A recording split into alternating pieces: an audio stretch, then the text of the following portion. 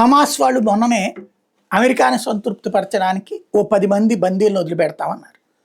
ఇప్పుడు వాళ్ళు ఏమంటారు, షరతులు పెడతారు.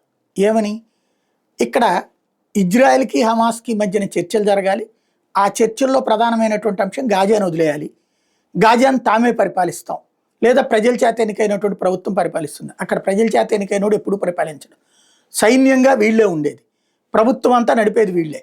అంటే ప్రజాస్వామ్య ప్రభుత్వం అనే ఒక సాకు చూపెట్టి తీవ్రవాదులే నడుపుతారు. అంటే ఇక్కడ అమెరికాకి ఓ పక్కన బిస్కెట్ వేసి వీళ్ళ దగ్గర 50 మంది బందీలు ఇంకా మిగిలిన్నారు, 100 మంది చచ్చిపోయారు వీళ్ళ చేతుల్లోనే, అత్యాచారాలకు పోయారు, అరాచకంగా చచ్చిపోయారు, ఒక 100 మందిని విడిచిపెట్టుంటారు. ఇప్పుడు ఇంకో 50 మంది మిగిలింది.